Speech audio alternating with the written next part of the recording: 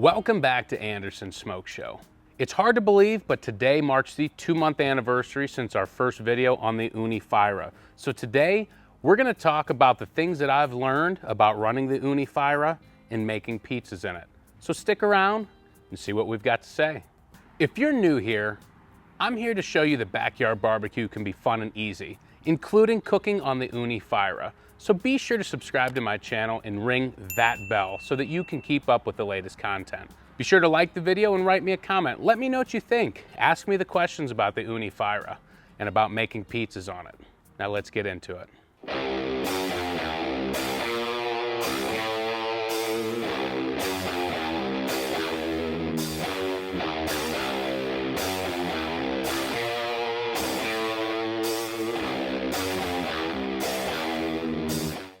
You may not think that I've used the Ooni Fyra quite a bit because I only have a few videos on it. And I'll show you here, this is the unboxing and assembly and the first cook on it. And then I've got another video where I do a breakfast pizza. But to be honest with you, we use this a lot more to just cook a quick and easy pizza. To be completely honest, I don't want to bore you with a pepperoni pizza every week because truthfully, that's what we're making. But I've learned a few things about the Ooni since I've got it. I've learned a little bit about making pizzas and what you need to do to run this oven efficiently. If you're interested in picking up one of these Ooni Fyras or one of their other pizza ovens, there's a link in my description that'll take you right to their website. And it'll let them know that I sent you. I'd appreciate it. The first thing that I've learned about the Ooni Fyra is fire management. I've run into a couple issues with the hopper. When you pack that full of pellets, for some reason, they will burn out from underneath it and you'll have a hopper full of pellets that aren't falling down onto the burner. So it's always good to keep an eye on it and take something like a screwdriver or something to poke it and they'll fall down into the burn pot. How I check this is I pull the door off the front and you can look back. Yeah, you can kind of see there behind the flame those fresh pellets sitting right on top. What happens is those burn away and they don't fall down. So just keep an eye on that.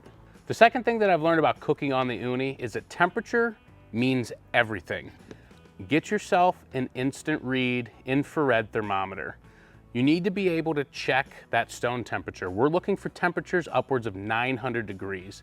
I found out the hard way that when you cook multiple pizzas one after the other, if you put the second pizza in too soon, the stone has cooled down and you're not gonna get an even cook. Chances are you're gonna burn the surface of the pizza and the dough itself isn't finished. Like I said, I learned that the hard way. So every time I cook on this, I always check the stone temperature before I put a pizza in. So let's check it out. So I'm gonna open the door here and I'm gonna check the center of the stone. We're at 970, 960 degrees. So this is fired up and ready to go. I'm gonna shut the door. I get a lot of questions about how easy is it to use the Ooni? And the answer is, it is super simple. This thing has no moving parts besides this damper here, and you can just control that manually, and you've got the lid to the hopper here. Those are the only moving parts. Basically, you get yourself a fire going, and you just keep pellets going and make sure that they fall onto the fire pot. But the challenge of the Ooni Fyra is making a pizza. I'm a barbecue guy. I haven't made a lot of pizzas in my life, and the ones that I have come in a box that are frozen. You put them in the oven for 20 minutes. I think they call them DiGiorno. My biggest challenge running this Ooni is stretching dough, getting a good sized pizza without getting holes in the dough when I stretch it or roll it out. And I learned a valuable lesson about toppings. Everybody loves toppings, triple meat, double cheese, a lot of sauce, whatever the case may be. When you're cooking in an oven this hot, the more toppings you put, the more difficult it is to cook.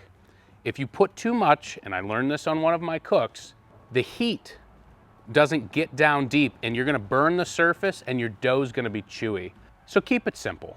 I learned a lesson one time when I tried to reheat a slice of pizza in the oven. It was a small piece and I set it down on the stone. I'm watching it, cheese is bubbling, it's ready to go. And I took the peel, hit it pretty hard. I punted that thing like a football all the way to the back and it was right on top of the pellets. So be careful if you're trying to reheat pizza. Probably not a good idea. So I get a question every now and then about people getting flames out the back, and this is the vent where the air comes in to keep fuel on the fire, essentially.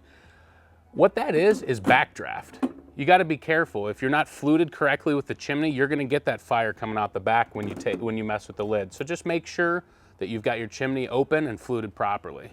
And when I'm talking chimney flute, you've just got this little adjustment right here. And mind you, it is hot. It is metal, so be careful. When it is vertical up and down, it is open up and down inside of there. And when you turn it to a 90-degree angle, you're closing off the chimney. And that's where you'll get that backdraft and the flame coming out the back. Yeah, so we're gonna make a pizza. We're gonna show you how to do it here in the Ooni. And really, this isn't to show you how to make a pizza, it's more how to use the Ooni. We're looking for a stone temperature of about 900 degrees. I'm just gonna make a pizza here. Got some fresh mozzarella. Don't load it up too much on the toppings here.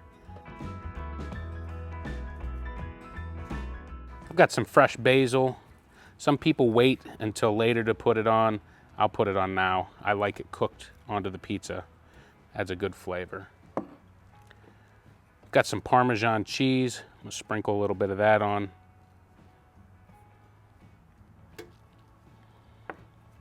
I got some truffle salt, put a little truffle salt on it, and a little bit of oil.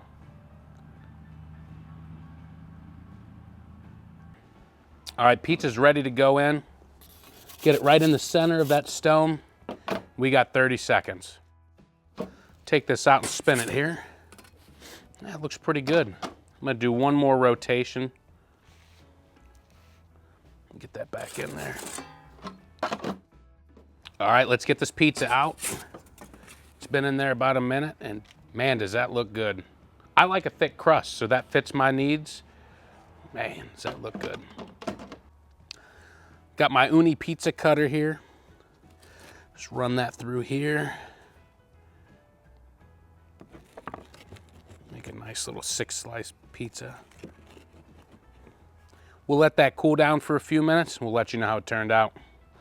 Somebody asked me in one of my videos about the crust and the doneness. Apparently that's a pizza thing. I gotta show you what it looks like. I'd say that looks pretty good. Got that cheetah print on there, just how you'd like it. So I talked about the Ooni. I told you a few tips and tricks and things that I've learned along the way. I told you that the biggest challenge is gonna be to learn to make a pizza if it's new to you, like it is to me. And I also showed you how easy it can be to make a pizza. Let's try it just to see how it turned out. That right there is the best pizza in town, and it's right here in my driveway. If you want to see more videos like this one, you want to see more of my Ooni Fyra or some backyard barbecue, be sure to subscribe to my channel. And I'll see you next time at Andersons SmokeShow. Yo, thanks again for watching Andersons SmokeShow. Be sure to subscribe and check out that recommended video, and after that, my Facebook and my Instagram accounts. I'll see you there.